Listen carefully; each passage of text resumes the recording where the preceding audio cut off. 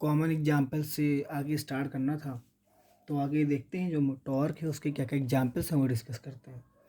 Common examples of torque, तो हम लोग बात करेंगे कॉमन एग्जाम्पल्स क्या है हमारे। हम टॉर्क लिखें या फिर हम लिखें मोमेंट ऑफ फोर्स, बात एक ही है। तो हमारे कॉमन, अब पहला एग्जाम्पल देखते हैं क्या है।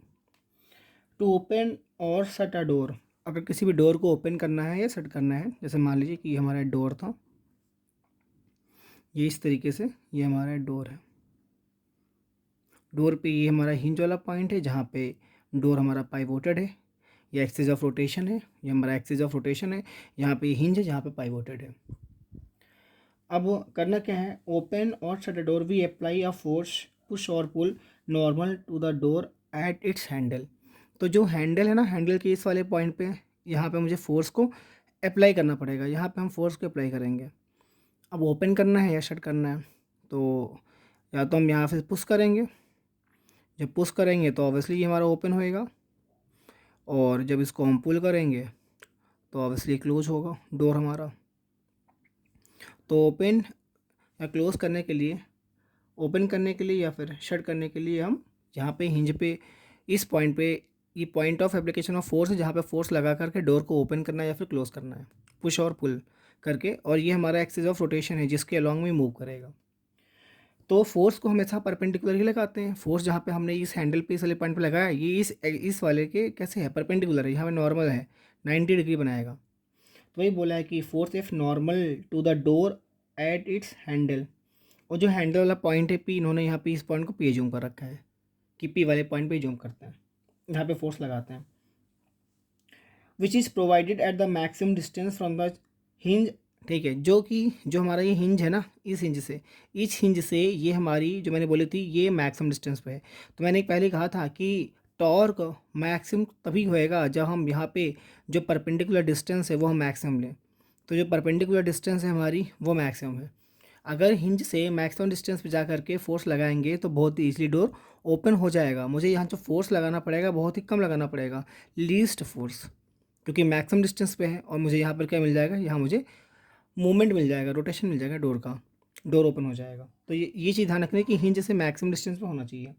We can notice if apply the force at the point Q. अगर मान लो मैं हिंज से थोड़ा और आगे जाता हूँ, यहाँ पे एक पॉइंट क्यू ले लेता हूँ, ये वाला एक पॉइंट है, यहाँ पे एक पॉइंट क्यू ले लिया। तो जैसे कि ये चीज़ ध्यान रखनी है, जैसे कि ये डोर था, आप समझ रहे हैं इस चीज़ को, जैसे कि ये डोर था, थोड़ा सा बड़ा बनाते हैं डायग्राम। और अगर हमें जितनी ज़्यादा डिस्टेंस, जितना डिस्टेंस हम कम करते जाएंगे, जी मान लो point of application of force है, यहाँ पे हिंज थी, जहाँ पे ये पाइवोटेड था।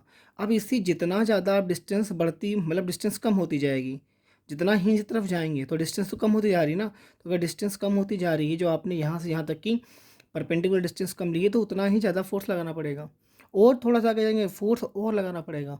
और अगर ये पॉइंट या तो इसी हिंज वाले पे हो या तो इससे थोड़ा पहले हो, तो ये पॉइंट आर एज्यूम कर लेते हैं, तो यहाँ पे तो टॉर्क हमारा जीरो हो जाएगा आर वाले पॉइंट पे, क्योंकि ये बिल्कुल पास है या उसी पॉइंट पे है। यहाँ पे तो डिस्टेंस ही जीरो हो गई, point of application of force ही हमारा हिंज है, हिंज वाले पॉइंट पे ही फोर्स लगा रहे हैं। तो अगर डिस्टेंस जीरो होगी तो टॉर्क तो वहाँ जीरो हो जाएगा। तो उस समय तो कोई रोटेशन आएगा ही नहीं, उसमें तो डोर हमारा ओपन ही नहीं होएगा, टर्निंग इफेक्ट ही जीरो हो गया हमारा वहाँ पे।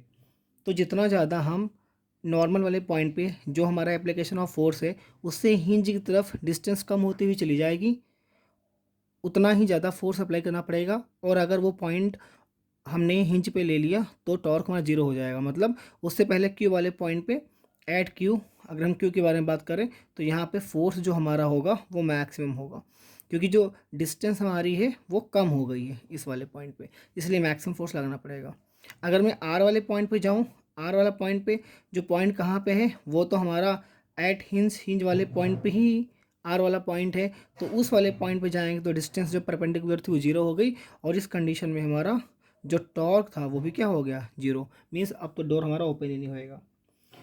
तो if we apply the force Q at the point Q and at the point R, तो at the point Q much greater force is required to open the door, and if the force is applied at the point R, which is at the hinge, then we will not be able to open the door. Howsoever large the force may be, कितना ही ज़्यादा force क्यों ना लगा लो, अगर वो point are पे है, इसी हिंज वाले पॉइंट पे है, तो डोर हमारा ओपन नहीं होएगा किसी भी कंडीशन पे, because the for the force at R torque will be zero, क्योंकि जो आर वाले पॉइंट पे टॉर्क निकालेंगे तो जीरो हो जाएगा, क्योंकि डिस्टेंस ही जीरो हो गई। तो आर वाले पॉइंट पे टॉर्क जीरो होने की वजह से कितना ही मैक्सिमम फोर्स आप क्यों ना लगाओ, लेकिन डोर हमारा ओपन नहीं होएगा। Does the handle piece provided near the free end of the door, तो हम लोग हैंडल कहाँ लगाते हैं, जो हैंडल लगा होता है वो इसी फ्री हैंड पे ही लगा होता है, जो हमारा ये फ्री हैंड है इसी फ्री हैंड वाले पे पॉइंट पे यहाँ पे लगाते हैं हैंडल, कि डोर हमारा बहुत ही ईजिली ओपन हो जाए। डोर हमारा कैसे हो, डोर हमारा बहुत ही ईजिली ओपन हो जाए, डोर हमारा ईजिली ओपन हो जाए और क्लोज हो जाए, open and shut the door. ठीक है, इसीलिए इस वाले जो point of application of force होता है वो हिंज से मैक्सिमम डिस्टेंस पे होता है। ठीक है, does the handle piece provided near the free end of the door so that I smaller force at the larger perpendicular distance. मैंने पहले कहा था कि जो फोर्स होगा वो हमारा लीस्ट होगा, और जब परपेंडिकुलर डिस्टेंस होगी मैक्सिमम होगी, तो मुझे मैक्सिमम टॉर्क वहाँ पे मिलेगा। So that a smaller force at a larger perpendicular distance from the hinge produce the maximum moment of force required to open or shut the door. This is the opening and shut the door. ठीक है, ये तो पता है ही है कि हमारी frame हो गई, वॉल हो गई, ये हिंज हो गया, मतलब ये क्या है, ये बेसिकली क्या है, ये वॉल ही तो है हमारी। ठीक है, और ये हमारा डोर है। दूसरा पॉइंट ये बोला है कि जो हमारा एक हैंड फ्लोर ग्राइंडर होता है, तो अगर मैं सबके घर में होगा, जो एक आटे वाली चक्की होती घर पे, या जिन्होंने गांव में देखा होगा, तो हैंड फ्लोर ग्राइंडर होता है, मतलब उसमें व्हील डालते हैं, घुमाते हैं, रोटेट करते हैं, दो स्टोन की व्हील होती हैं एक दूसरे के ऊपर, और बीच में थोड़ा गैप होता है, उसमें व्हील डालते जाते हैं और वो चीज़ उसमें जो है ग्राइंड होती हुई चली जाती है, पिसती हुई चली जाती है। जैसे मान लीजिए कि उसमें एक स्टोन ऐसे होता है इस तरीके से, और एक इसके ऊपर ठीक होता है, एक इसके ऊपर ऐसे होता है, और यहाँ बीच वाले पॉइंट पे, यहाँ पे ये हमारा पाइवोटेड है, इस वाले पॉइंट पे, इस वाले पॉइंट पे वो होता है पाइवोटेड। और यहाँ से ज़्यादा डिस्टेंस पे जाओगे तो इस वाले पॉइंट पे ऐसे, यहाँ पे एक हैंडल लगा होता है, इस वाले पॉइंट पे क्या होता है, यहाँ पे इस तरीके से, तो 3D फिगर है, समझने की कोशिश करिएगा, यहाँ पे लगा होता है हैंडल।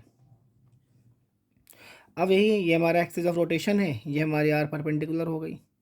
ठीक है, यहाँ पे ऐसे होल होता है, होल, और यहाँ पे क्या है, व्हीट वगैरह इस पर ऐसे डाला जाता है जिस भी चीज़ को ग्राइंड करना हो। और यहाँ से क्या है, तो मैं इस वाले पॉइंट से क्या मिलता है, एक्सिस ऑफ रोटेशन, ये रोटेट करते हुए आगे जाती है।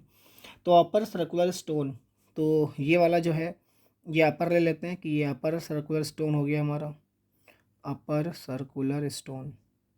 अपर circular stone of a hand flour grinder is provided with a handle near its rim. तो हैंडल कहाँ लगा है, हैंडल इसके रिम के पास में लगा है, नियर इट्स रिम, जहाँ पे रिम थी उसी के पास में लगा हुआ है, ये हमारी रिम थी ना, जो हमारी रिम है उसी के पास में लगा हुआ है, क्योंकि जहाँ पे पाइवोटेड है वहाँ से मैक्सिमम डिस्टेंस पे होगा। अगर ये मैक्सिमम डिस्टेंस पे होगा तो हैंडल पे कम फोर्स लगाना पड़ेगा, हैंडल पे कम फोर्स लगाना पड़ेगा, और बहुत ही ईजिली इसको हम रोटेट कर पाएंगे, इसकी टर्निंग होने की वजह से जो भी चीज़ यहाँ पे पीसनी होगी बहुत ईजिली वो ग्राइंड हो जाएगी। तो upper circular stone of a hand flour grinder is provided with a handle near its rim. तो हैंडल कहाँ लगाते हैं, रिम के पास में लगाते हैं, जो कि मैक्सिमम डिस्टेंस पे है, जहाँ पे सेंटर था ना, सेंटर से ये चीज़ क्या है, यहाँ पे मैक्सिमम डिस्टेंस पे है, तो आर क्या दिखाएगा, at maximum distance, at maximum distance. Force F कहाँ लगा रहे हैं, एट द हैंडल, फोर्स कहाँ लगा रहे हैं, फोर्स लगा रहे हैं ऑन द हैंडल, जो कि मैक्सिमम डिस्टेंस पे है ओ वाले पॉइंट से, so that it can easily B rotated about the iron pivot. तो आयरन वाले पॉइंट पे जहाँ पाइवोटेड है बहुत ही ईजिली वो रोटेट हो पाए at it centre by applying a small force at the handle. तो हैंडल पे जो इस फोर्स हम लगाएंगे वो बहुत ही स्मॉल फोर्स लगाएंगे, और स्मॉल फोर्स लगाने की वजह से बहुत ही ईजिली वो रोटेट हो पाएगा। ठीक है, कैन बी ईजिली रोटेटेड। तो प्रिंसिपल ऐसा कुछ खास नहीं है इसमें, बस वही है कि हैंड फ्लो ग्राइंडर में दो सर्कुलर स्टोन होते हैं, एक ऊपर होता है एक उसके नीचे होता है, बीच में गैप होता है, यहाँ पे सेंटर वाले पॉइंट पाइवोटेड है, जो हैंडल लगा होता है रिम के पास में लगा होता है, जो कि सेंटर से मैक्सिमम डिस्टेंस पे होता है। यहाँ पे कम फोर्स लगाना पड़ता है क्योंकि डिस्टेंस सेंटर से ज़्यादा है, और इसको रोटेट करते हैं तो इसका रोटेशन बहुत ही ईजिली रोटेट होता रहता है, रोटेशन इसका आसान है। तो जो भी चीज़ ग्राइंड करनी होती है सिंपल वे में यहाँ पर ग्राइंड कर लेते हैं। The upper circular stone of a hand floor grinder is provided with a handle near its rim that is the maximum distance from the center, so that it can easily be rotated about the iron pivot at its center by applying a small force at the handle. Third वाला example क्या है? The for turning a steering wheel, जैसे कि सबको पता है car में, truck में, ठीक है, और किसी भी चीज़ में जो भी हमारी फोर व्हीलर है उन सब में क्या होती है, इवन ट्रैक्टर में भी जो स्टीयरिंग वाली व्हील होती है, ऐसे हमारी ये स्टीयरिंग वाली व्हील होती है यहाँ पे, ठीक है, ऐसे करके व्हील होती है हमारी, यहाँ पे स्टीयरिंग होती है। तो अब स्टीयरिंग व्हील पे अब इसको रोटेट करना होता है, तो फोर्स कहाँ पे अप्लाई करते हैं? वही सेम चीज़, फोर्स लगाते हैं उसकी टेंजेंशली, टेंजेंट के रॉन्ग, जो जहाँ पे टेंजेंट पास हो रही है, इसको टच करते हुए जो लाइन जा रही है, तो टेंजेंशली हम फोर्स लगाएंगे कहाँ पे? इसकी रिम पे। ये क्या है? इसकी रिम है, तो रिम पे फोर्स लगाना है। जो भी हमारी स्टीयर है, जो भी हमारी ये स्टेयरिंग होगी, steering of a wheel. For turning a steering wheel, a force is applied tangentially on the rim of the wheel. The sense of rotation of the wheel is changed by change the point of application of force. तो simple सी बात है, अगर point of application of force हम change कर दें, जैसे ए वाले point पे लगा रहे हैं, तो इसका जो रोटेशन होगा वो हमारा अभी के लिए एंटी क्लॉकवाइज होगा। लेकिन सेम व्हील हमने ले ली और हमने पॉइंट ऑफ एप्लीकेशन चेंज कर दिया। अगर इसका हमने पॉइंट ऑफ एप्लीकेशन चेंज कर दिया और हम पॉइंट ऑफ एप्लीकेशन फोर्स यहाँ पे लगा रहे हैं, मान लो कि ये बी वाला पॉइंट था, बी वाले पॉइंट पे, तो बी वाले पॉइंट पे लगाएंगे तो अब इसका जो टर्निंग होगी, जो इसका रोटेशन होगा, वो हमारा क्लॉकवाइज होगा, वो क्लॉकवाइज होगा, क्लॉकवाइज रोटेट करेगा इसको। The sense of rotation of wheel is change by changing the point of application of force. तो पॉइंट ऑफ एप्लीकेशन चेंज कर दिया, पहले ए पे लगा रहे हैं, बी लगा रहे हैं, तो पहले एंटी क्लॉकवाइज जा रहा था, तो कहाँ जा रहा है? क्लॉकवाइज जा रहा है, without changing the direction of force. लेकिन हमने फोर्स की डायरेक्शन नहीं चेंज करी। तो force F is applied at the point A, the wheel rotates anti clockwise, where ever when the force is applied at the point B, the wheel rotates in clockwise direction. तो साथ साथ दिख रहा है, पहले वाले में जो रोटेशन है वो हमारा एंटी क्लॉकवाइज है, और जो दूसरे वाले में है रोटेशन वो हमारा क्लॉकवाइज रोटेशन है। और सिंपल डिपेंड करेगा कहाँ पे? फोर्स डिपेंड करेगा point of application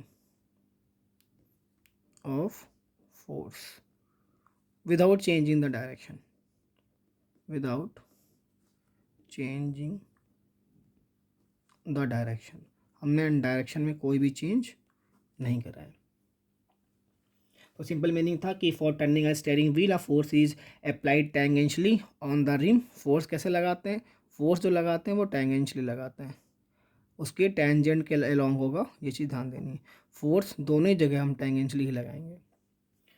on the rim of the wheel the sense of rotation of the wheel is change by changing the point of application of force without changing the direction of force.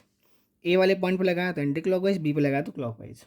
When the force F is applied at the point A, the wheel rotates anti clockwise, while when the force applied at the point B, the wheel rotates clockwise without changing the direction of force.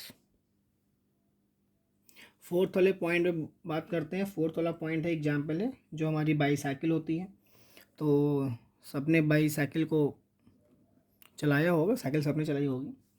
तो cycle में क्या होता है कि एक हमारा होता है ये फ्रंट वाला, ठीक है, और दूसरा जो होता है ये हमारा होता है यहाँ पे बैक वाला, ठीक है, ये रेयर वाला है, ठीक है। ये हमारी कैसी है? ये हमारी है रेयर व्हील, और ये हमारी फ्रंट वाली है।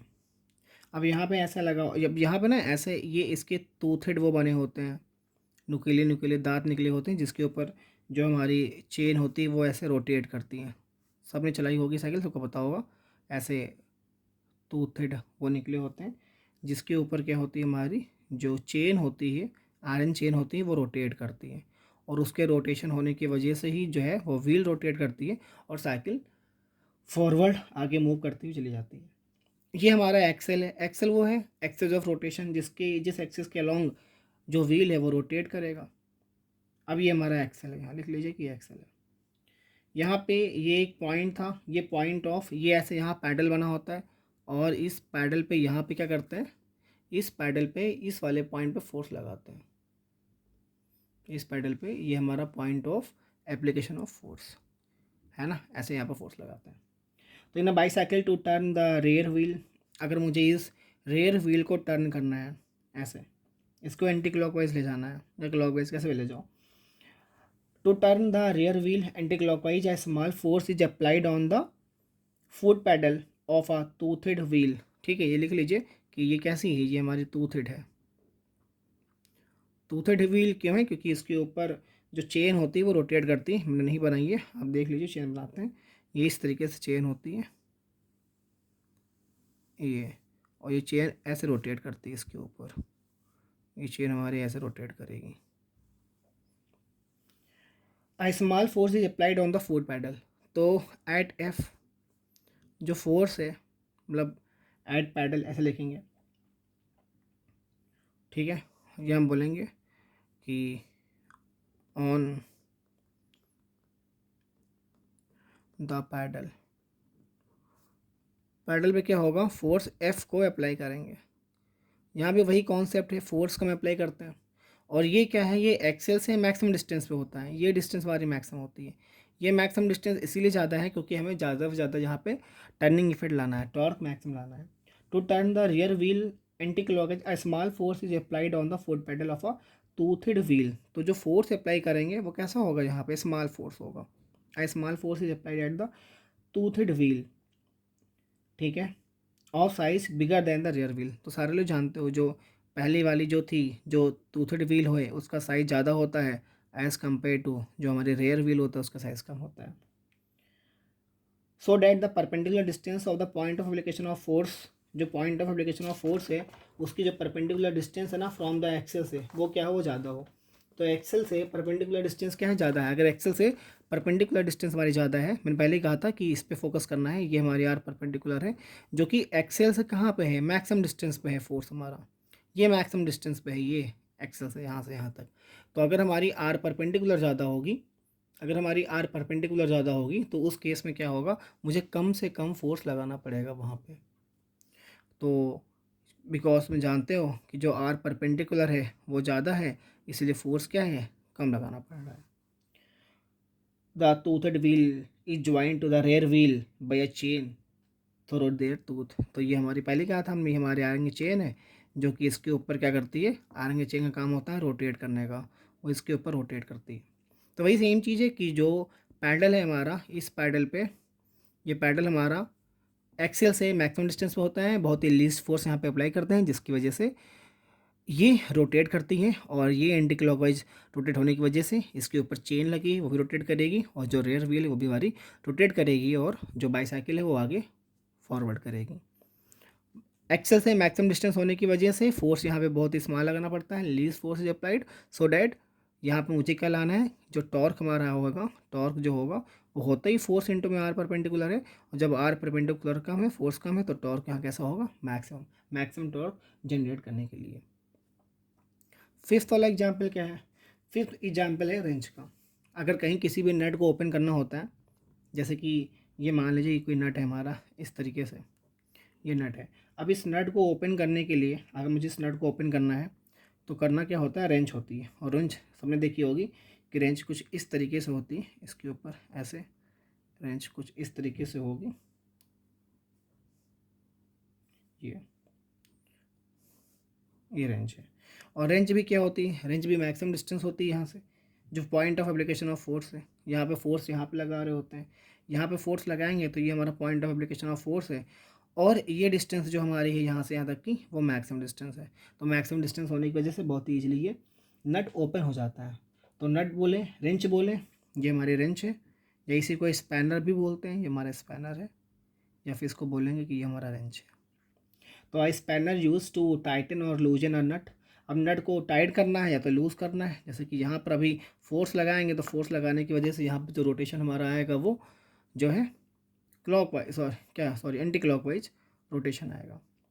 एंटी क्लॉकवाइज होने की वजह से जो स्पैनर है इसकी वजह से जो नट है वो ओपन होगा और लूज होगा। तो स्पैनर यूज टू टाइटन और लूजन अ नट, तो नट को क्या करना है, नट की दो ही कंडीशन है, या तो नट को करना है टाइट या तो करना है इसको लूज़। तो टाइट या लूज़ करने के लिए हम फोर्स लगाते हैं। है a long handle to produce a large movement of force. ये हैंडल हमने इसका लॉन्ग क्यों रखा है, ये लॉन्ग हैंडल हमारा लॉन्ग हैंडल इसीलिए है कि मुझे जो यहाँ पे टॉर्क है वो मैक्सिमम टॉर्क लाना है, मैक्सिमम टर्निंग इफेक्ट लाना है। Has a long handle to produce a large movement of force by applying a small force normally at the end of this handle. तो फोर्स पहले पता तुम्हें, यहाँ पे फोर्स जो लगाते हैं वो परपेंडिकुलर ही लगता है, डिस्टेंस यहाँ से परपेंडिकुलर है, इस वाले पॉइंट में फोर्स लगाएंगे। The spanner is turn anti clockwise to loosen the नट।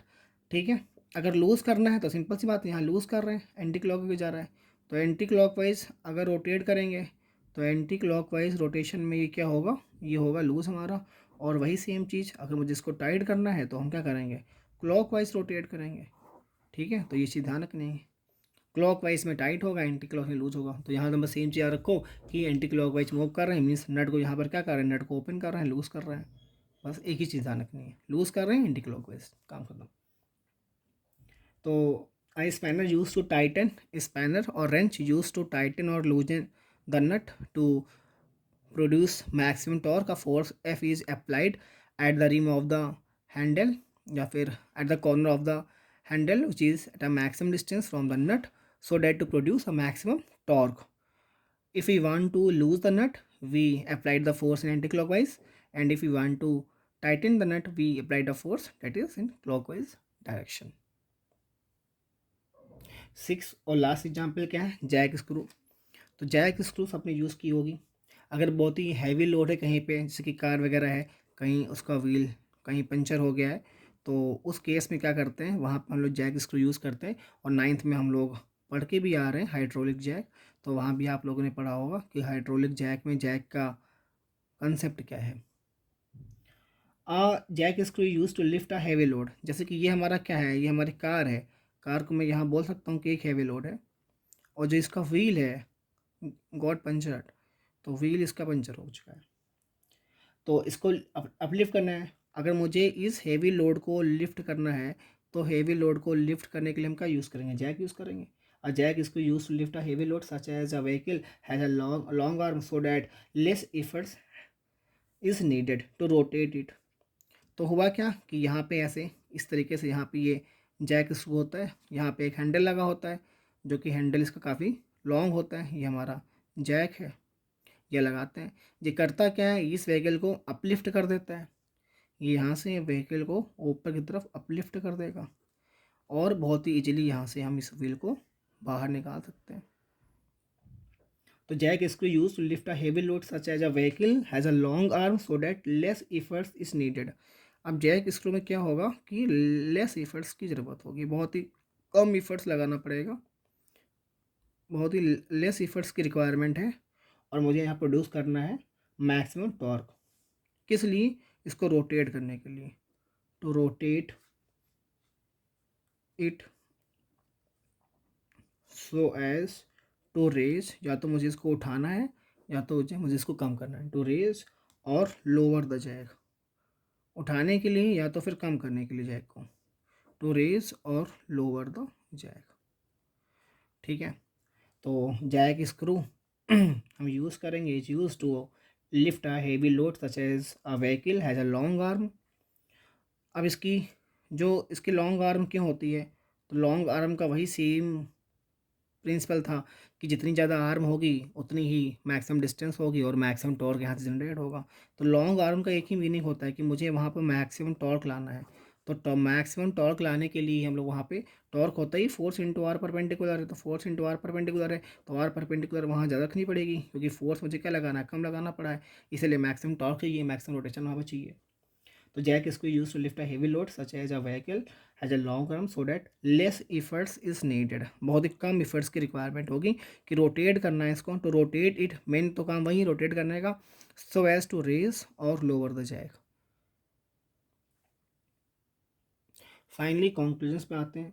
तो इन सारे एग्जाम्पल से क्या समझ में आया कि अगर किसी भी बॉडी को रोटेट करना है, turning of a body about an axis, अगर मैं ये बोलूँ कि किसी भी बॉडी को रोटेट करना है, टर्निंग ऑफ अ बॉडी, कोई भी बॉडी मुझे मूव करनी, घुमानी है, टर्निंग ऑफ अ बॉडी, कोई बॉडी टर्न कभी करेगी जब वहाँ पे एक एक्सिस ऑफ रोटेशन होगा बॉडी को रोटेट करने के लिए अबाउट एन एक्सिस, ये चीज़ ध्यान रखनी है, turning of a body about an axis, किसी भी एक्सिस के अलॉन्ग अगर बॉडी हमारी रोटेट कर रही है, जैसे मान लीजिए यहाँ पे फोर्स लगाया है, ये हमारा एक्सिस ऑफ रोटेशन है, और इस एक्सिस ऑफ रोटेशन की वजह से यहाँ पे फोर्स, ये बॉडी क्या है, इस तरीके से रोटेट कर रही है। ये डायरेक्शन इसकी कि हमारी कैसे जाएगी, एंटी क्लॉकवाइज जाएगी।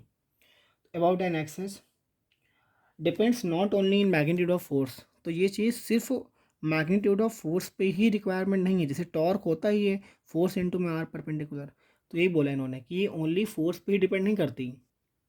जो टॉर्क होगा हमारा, ठीक है, ठीक है, इट आल्सो नॉट, हाँ, अबाउट एन एक्सिस, तो ये चीज़ था कहाँ कहाँ ये चीज़ डिपेंड करती है, तो डिपेंड्स, अब दो फैक्टर थे, not only the magnitude of force, कितने मैग्नीट्यूड का फोर्स लगा रहे हैं सिर्फ इसी पे डिपेंड नहीं करती, बट वो डिपेंड करती है कि हमारी परपेंडिकुलर डिस्टेंस क्या थी, उस पर डिपेंड करती है। But it also depends on the perpendicular distance, तो सिर्फ फोर्स पे ही डिपेंड करेगी ये नहीं बोल सकते हैं, सिर्फ फोर्स पे डिपेंड करेगी ये नहीं बोल सकते हैं। हम ये बोलेंगे कि ये जो दूसरा फैक्टर था हमारा आर परपेंडिकुलर, उस पर भी डिपेंड करेगी, मेन वही मैटर करेगा। बट इट आल्सो डिपेंड्स, हम क्या बोलेंगे, but it also depends on perpendicular distance, कि वो कितनी मैक्सिमम डिस्टेंस पे है जहाँ पे हम फोर्स लगा रहे हैं। But it also depends on the maximum distance of the line of action, जैसे कि यहाँ पे था कि आपने फोर्स यहाँ पे लगाया, अब ये हमारी लाइन ऑफ एक्शन है, इस तरीके से लाइन ऑफ एक्शन हो गई, फोर्स यहाँ पे लगाया था, यहाँ पे पाइवोटेड थी, तो ये मैक्सिमम डिस्टेंस थी। तो ये सिर्फ जितना कितने मैग्नीट्यूड का फोर्स लगाया है इसी पे डिपेंड नहीं करेगी, जहाँ पे आपने पाइवोटेड किया था वहाँ से इसकी मैक्सिमम डिस्टेंस क्या है इस पर भी डिपेंड करेगी। लार्जर द परपेंडिकुलर डिस्टेंस, तो ये पहले बता चुके हैं। टॉर्क का तुम्हें एक ही basic simple rule, turning effect या रोटेशन का एक ही चीज़ ध्यान रखनी है कि फोर्स इंटू में आर परपेंडिकुलर होती है, जितनी ये मैक्सिमम होगी, जितना ये मैक्सिमम होगा उतना ही कम फोर्स लगाना पड़ेगा। तो लार्जर द परपेंडिकुलर डिस्टेंस, जितनी ज़्यादा परपेंडिकुलर डिस्टेंस होगी, less the force needed to turn the body, उतना ही कम फोर्स की रिक्वायरमेंट होगी बॉडी को रोटेट करने के लिए, या हम बोलें कि बॉडी को टर्न करने के लिए। तो बॉडी की रोटेशन के लिए, टर्निंग के लिए लेस या लीस्ट फोर्स की रिक्वायरमेंट होगी when the body is at the maximum distance from the pivoted point. ठीक है, थैंक यू सो मच। अब आगे हम लोग कंटिन्यू करेंगे कपल से।